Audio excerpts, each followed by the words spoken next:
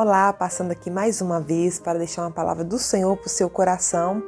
E hoje eu estou meditando aqui na primeira carta de Timóteo, no capítulo 2, no versículo 5 e 6, que diz assim a palavra de Deus: Portanto, há um só Deus e um só mediador entre Deus e os homens, Cristo Jesus, homem, o qual a si mesmo se deu em resgate de muitos, ou melhor dizendo, em resgate de todos. Testemunho que se deve prestar em tempo oportuno.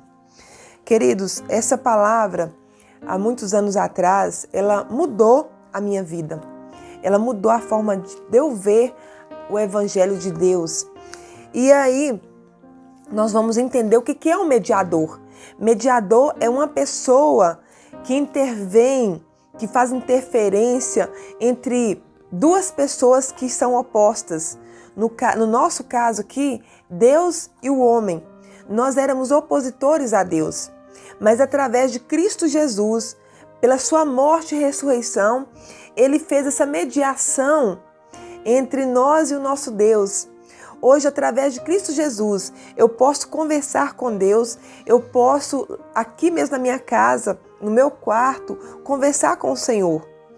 E nessa relação não cabe terceiros, porque Deus, Ele já ditou as regras que tem que ser feitas para que haja um relacionamento saudável com Ele. E em todo relacionamento, não há espaço para terceiras pessoas, não há espaço para um amante. E Deus, Ele deixa muito claro que o único que pode mediar a nossa comunicação com Ele é o seu próprio Filho. Porque a Bíblia faz uma analogia do Filho de Deus com a igreja, como o Filho de Deus sendo o noivo e a igreja, aqueles que seguem ao Senhor Jesus, sendo a noiva. E nesse relacionamento, nesse casamento, não há espaço para outros. E muitas vezes nós colocamos amantes, nós colocamos terceiros no nosso relacionamento para com Deus. Isso é abominável aos olhos de Deus, porque nós já temos alguém que pode fazer essa mediação. Nós temos o Espírito Santo de Jesus Cristo em nós, que faz essa mediação entre nós e o nosso Deus, que é o próprio Jesus em nós. A palavra de Deus vai falar lá em 1 João, capítulo 2, versículo 1, que Jesus Cristo, Ele é o nosso advogado perante Deus. Vai dizer também em Romanos 8, que é o Espírito Santo que intercede por nós perante Deus e com gemidos inexprimíveis. É o próprio Jesus que faz essa ligação entre nós e nosso Deus. Nós não podemos colocar terceiros nessa relação. O próprio Deus deixou isso muito claro em Êxodo 20, capítulo 4. Ele diz assim: não fazeis para vós imagens de esculturas, nem do que está no céu, nem do que está na terra. Para quê? Para não haver contaminação nesse relacionamento, queridos. Porque talvez nós podemos fazer algumas imagens e com isso a gente, querendo ou não, a gente presta uma certa admiração a essa imagem que tira o lugar, o espaço de Jesus na nossa vida. Nós colocamos também muitas vezes nossos filhos, nossos entes queridos, pai e mãe,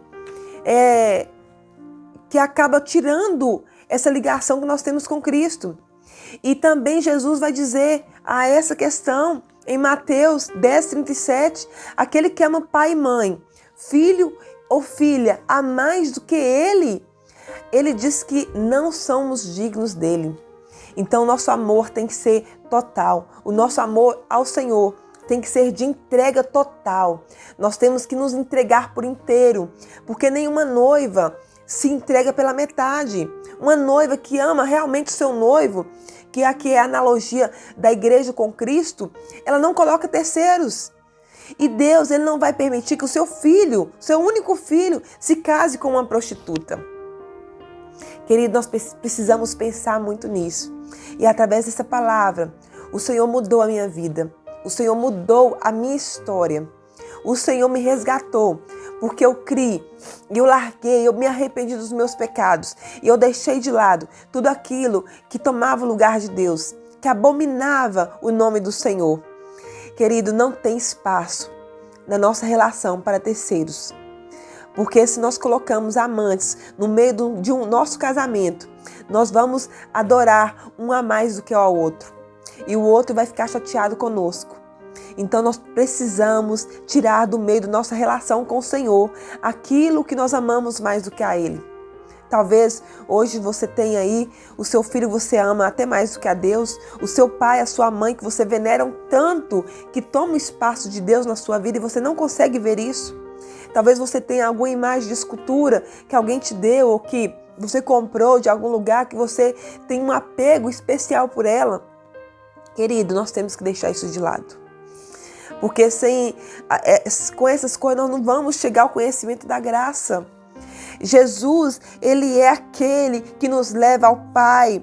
A palavra de Deus vai dizer em João 4, versículo 6, que Ele é o caminho, a verdade e a vida. Que sem Ele não tem como nós chegarmos ao Pai. É só através de Jesus. Eu admiro muito alguns personagens bíblicos, eu admiro muito Maria, mulher de garra, mulher perseverante que se deu para poder ser mãe do Filho de Deus. Admiro muito o apóstolo Paulo, o apóstolo João, o apóstolo Pedro, mas eles, queridos, não podem fazer nada por nós hoje. Eles não morreram para poder dar suas vidas por nós, não. O único que morreu, se entregou por mim, por você, ele se chama Jesus Cristo de Nazaré. E hoje a palavra de Deus nos declara que Ele está sentado à destra do Pai, advogando, intervindo no meu e no seu favor. Ele foi o único que ressuscitou e não morreu nunca mais. Todos aqueles que ressuscitaram por algum milagre, eles voltaram a morrer. Mas Jesus não. Jesus, Ele ressuscitou, teve um corpo de glória e esse corpo jamais morrerá. Esse corpo vive eternamente. Esse é o motivo de nós estarmos frente a frente com Deus, porque Ele jamais morrerá. Então, querido, pense nisso. Pense que o Senhor, Ele deu Jesus, o seu único filho, para morrer no meio do seu lugar. E nós não precisamos colocar terceiros, nós não precisamos colocar amantes no meio desse relacionamento. Que o Senhor Jesus, que o Espírito Santo de Deus te convença dessas verdades. Assim como Ele me convenceu e assim como eu vivo. Que o Espírito Santo possa te convencer dessas verdades, meu amigo, em nome de Jesus. Fica um beijo para você e um grande abraço. Até mais.